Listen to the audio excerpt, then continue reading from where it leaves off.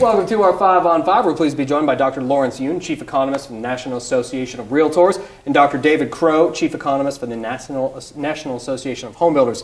Gentlemen, thanks for being here. Thanks for having us. Thank you. All right, so I'll start with you, Dr. Yun. You are sitting closer. I'll give you the honor. Tell us, how is our economy turning around from the real estate perspective? The housing market is doing very well. You are seeing increasing number of buyers coming into market. Interestingly, the number of sellers is diminishing. So you have too many buyers chasing after too few properties. Therefore, nationwide as well as the Southern Oregon region, the prices are getting bumped up. Very good. Okay, and when it comes to construction, home building, Dr. Crow, we've certainly seen that's something that's declined since the recession began. Are we picking up on that? We are. We are seeing good, solid increases in construction. We're a long way from where we were, not just from the bubble, but even from pre-bubble periods. But what we have seen is strong and consistent growth. In fact, one of the reasons that we're seeing new construction is because there is a relatively low supply of existing homes. So one of the ways to answer this newfound demand is to build new houses. Mm-hmm. Okay, and you mentioned a bubble. We certainly talk about the housing bubble, Dr. Yun. Are we going to see prices continue to rise now that there is increased demand and we are seeing some record low rates? The prices are increasing at a solid pace, and some people are actually comparing it possibly that is this a bubble or a mini bubble. But we have to recognize that what happened several years ago is completely different to now, because back then it was easy underwriting standards. Today is overly stringent underwriting standards. And also during the bubble years, it was overproduction. Right now it is underproduction. And it's driven, the price increases are being driven by the solid fundamentals of supply and demand. Mm-hmm. And Dr. Crow, when it comes to home building, of course, is that not a vital portion of our economy? It certainly is. You know, we often talk about housing leading us out of recessions. This one took longer for that to happen. For a lot of reasons, housing was still in bad shape all the way through even the beginning of the recovery. But now it's showing some real signs of recovery, adding significantly to the economy. For every 100 single-family homes built, we create 300 jobs. And that's helping bring people back into the employment scene, and their employment is then spinning off as they spend their money for more jobs. Very good. We're always glad to hear encouraging news, of course. All right, well, we're going to take a quick break, gentlemen. Stay with us. We'll be right back.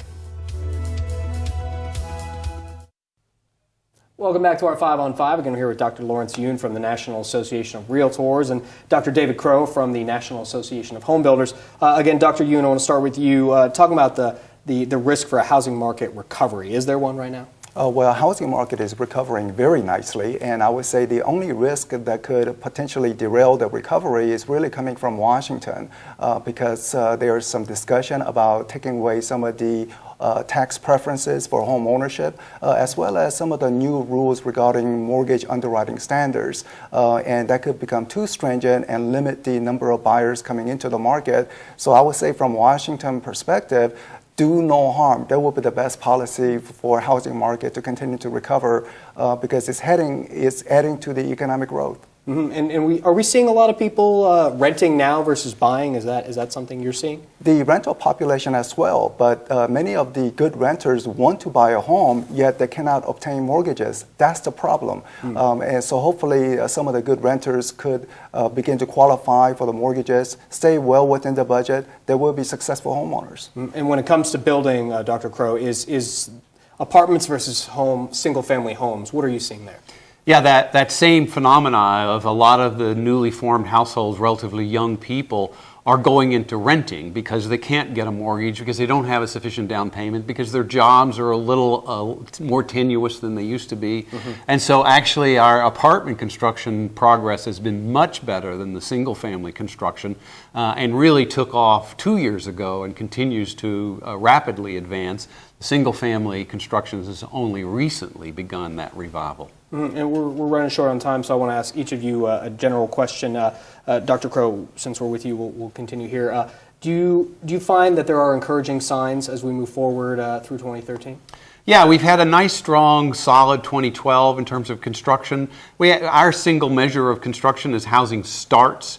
And 2013, we expect to see 1 million housing starts. Now, that's not anywhere near where we should be ultimately, but it's a nice hallmark of the progress we're making. And Dr. Yoon, encouraging signs in realty. I would say it's going to be a multi-year recovery because the household formation, which have been suppressed, will now begin to be unleashed into the marketplace. Basically, many young adults who have been living with their parents will now seek their own household. So I think that will create housing demand for both rental and ownership. Good to hear some positive news, gentlemen. Thanks for being here. Appreciate it. Thank you. Thanks.